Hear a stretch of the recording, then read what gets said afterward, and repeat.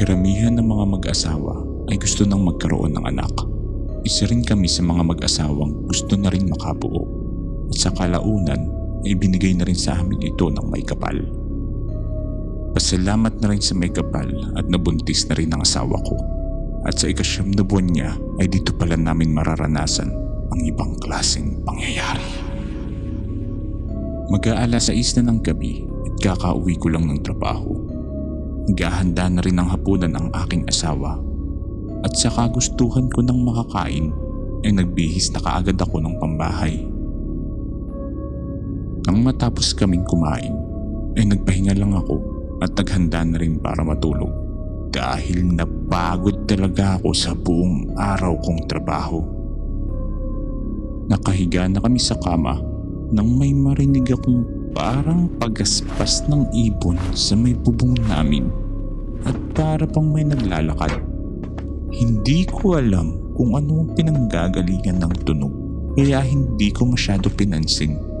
Pero nagtataka ako na parang 1 oras na ang tunog na naririnig ko. Tulog naman ang aking asawa kaya hindi ko na rin pinansin ang tunog na naririnig ko.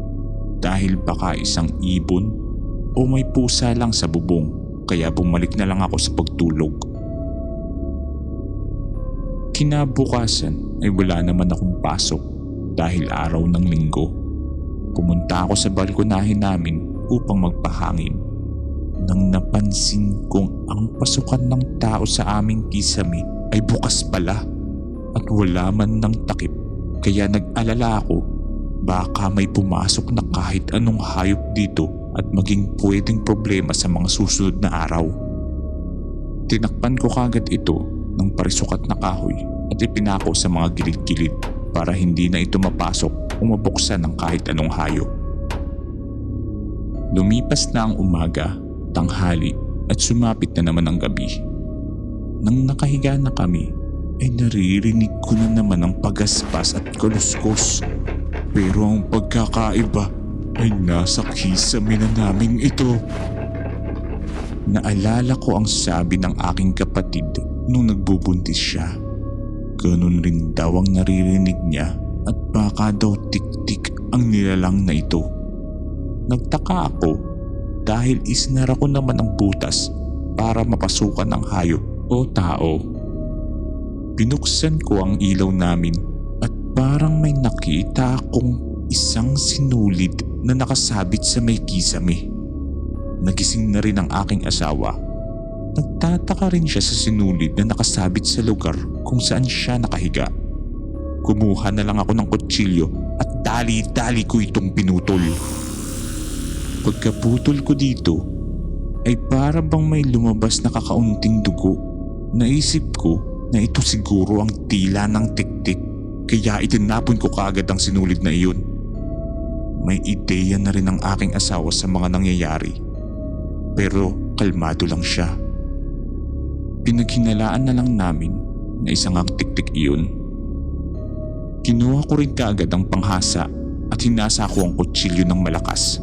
Sabay sabing, "Subukan mo lang pumasok at baka hindi ka na makalabas ng buhay sa pamamahay na ito." Pagbabanta sa pinaghihinalaan naming tiktik. Mga ilang minuto lang ay nawala na rin ang mga kaluskos at pagaspas na naririnig namin. Kinabukasan ng umaga ay tiningnan ko ang butas ng pasukan ng tao sa aming balkonahe at laking gulat ko dahil nakabukas ito. Tanggal at nakausli ang ibang pako at ang pinangtakip na kahoy ay nakapatong lang at nasa gilid ng butas. Mapagkakamalan mo talagang may pumasok na malaking nilalang sa butas. Nagtataka talaga kami ng aking asawa dahil hindi naman siguro magagawa yun ng mga hayop at kung magnanakaw iyon ay wala naman sigurong pagaspas ng pakpak kaming maririnig. Kaya isanara ko na lang ulit ang butas sa balkonahe.